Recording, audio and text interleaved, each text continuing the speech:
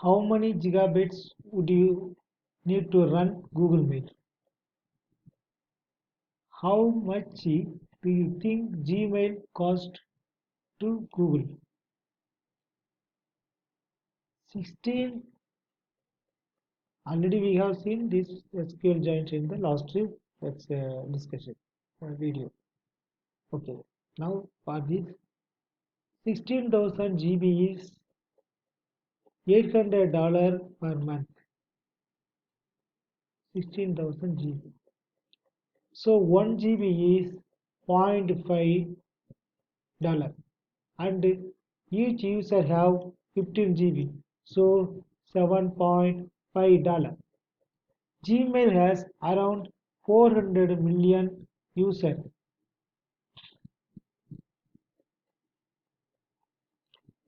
So 3 billions monthly. Marginal cost is the additional cost per adding a user. How much revenue does YouTube make in a day? YouTube revenues at 4 billions for 2013 and their operating income at 711 million. This puts their daily revenues at 11 millions and their daily income at 1.59 millions. Average 130 page views per month per user. With the data from normal distribution, suppose you cannot get any observation greater than 5. How to estimate the mean? What with your data set from normal distribution, suppose you can't get any observation greater than 5, how to estimate the mean? Statistical analysis with small samples is like making astronomical observations with binoculars. You are limited to seeing big things, planets, stars, moons, and the occasional comet.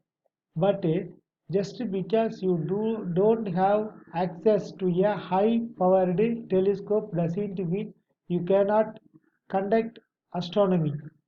Comparing means if your data is generally continuous, not binary, such as task time or rating scales, use the two sample t-test. It is being shown to be accurate for small sample sizes. Comparing two proportions, if your data is binary, pass or fail, yes or no, then use the n minus 1. Two proportion test. This is a variation on the between better known chi-square test. This is a variation on the better known chi-square test. Confidence intervals. While the confidence interval with will be rather wide, usually 20 to 30 percentage points. The upper or lower boundary of the intervals can be very helpful in establishing how often something will occur in the total user population.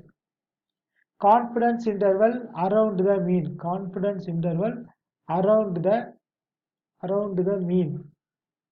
If your data is generally continuous, not binary, such as rating scales, order amounts in dollars, and the number of page views, the confidence interval is based on the t distribution, which takes into account the sample size. Confidence interval around task time. Task time data is positively skewed. There is a lower boundary of 0 seconds. It is not uncommon for some users to take 10 to 20 times longer than other users to complete the same task. To handle this queue, the time data needs to be log transformed and the confidence interval is computed on the log data, then transformed back when reporting. Confidence interval around a binary measure. For an accurate confidence interval around binary measures like completion rate uh, or yes or no questions, the adjusted word interval performs well for all sample sizes. Completion rate for small sample completion rates, there are only a few possible values for each task. For example, with 5 users attempting task, the only possible outcomes are 0, 20, 40, 60, 80, and 100% success. It is not uncommon to have 100% completion rates with 5 users. 1, 2, 3, 4, 5, 6. 0 means 0 percentage means that one is different. That's why from 20 you have to calculate. With 5 users, okay. Sorry, this is percentage, no? Success percentage 5 with from 5 users, okay. Derive a formula for the variance of OLS from scratch.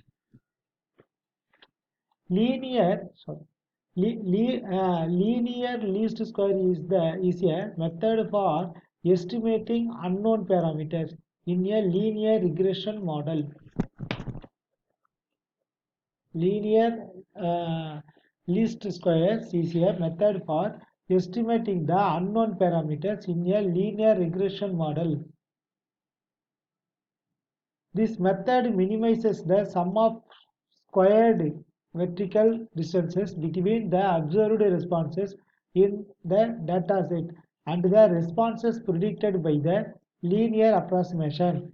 The resulting estimator can be expressed by a simple formula, especially in the case of a single regressor on the right hand side.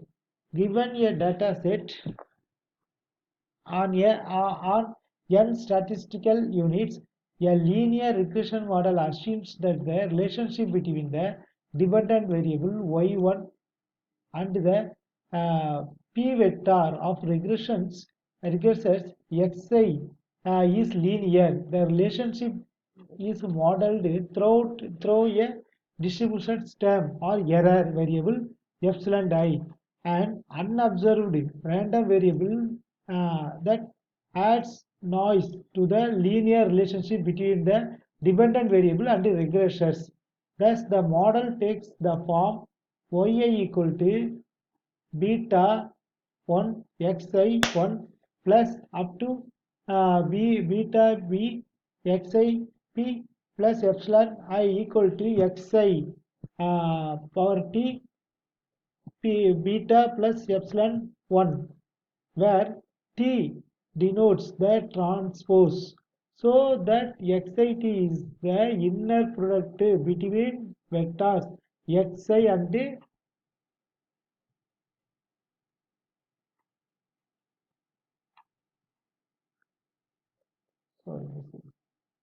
Bayesian analysis of drug testing determining false positive rate. Let's say 0.5 percentage of people are drug users and our test is 99% accurate. It is correctly identifies 99%.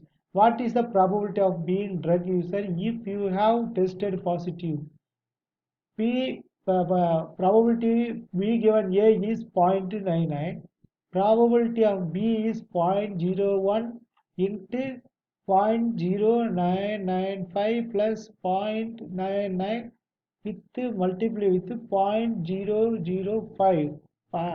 Probability of A equal to 0.005. I have one coin. I tossed it 10 times and I want to test if the coin is fair.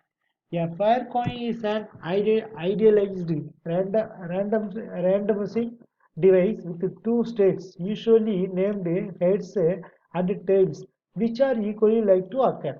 In more rigorous terminology, the problem is often determining the parameters of Bernoulli's probability process, given only a limited sample of Bernoulli's trials. If a maximum error of 0.01 is decided, how many times should be coin be dosed at 68.27 percentage level of confidence is at equal to 1, at 95.1 percentage level of confidence is at equal to 2, at 99.9 percentage level of confidence is at equal to 3.3.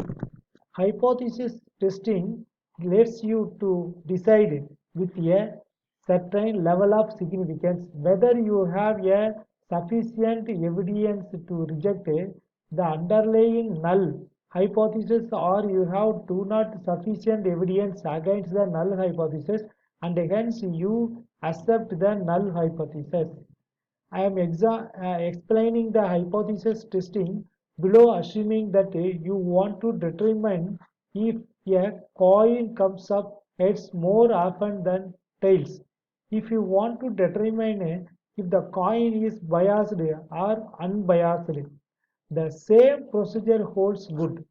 Just that you need to do you needed to do a two-side hypothesis testing as opposed to one-side hypothesis testing.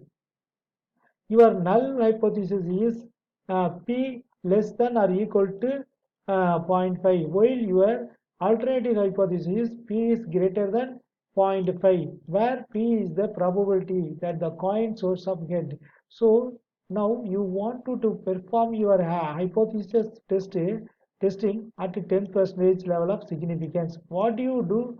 Now it is to do as follows. Let NH be the number of heads observed out of total of n doses of the coin. Take probability 0.5 extreme case of the null hypothesis. Let x equal to p of n comma 0.5.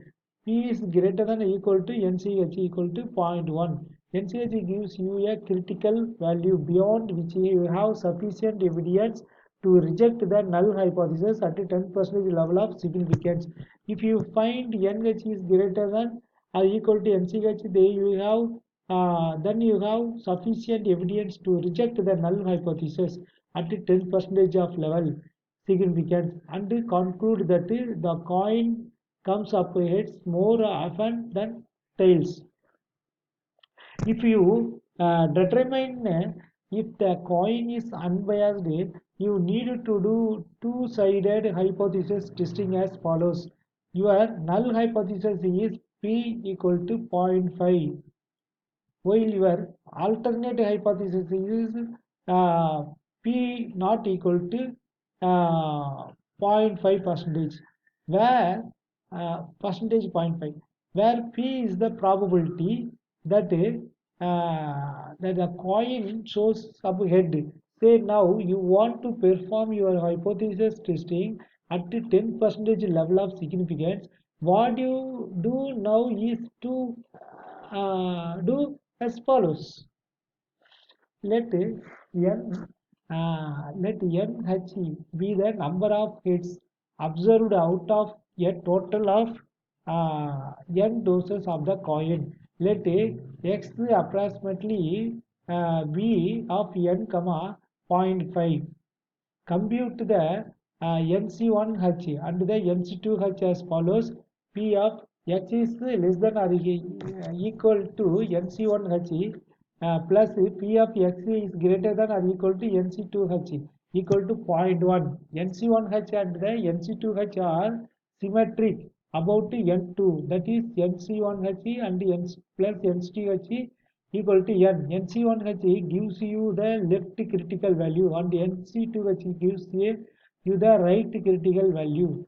if you find NC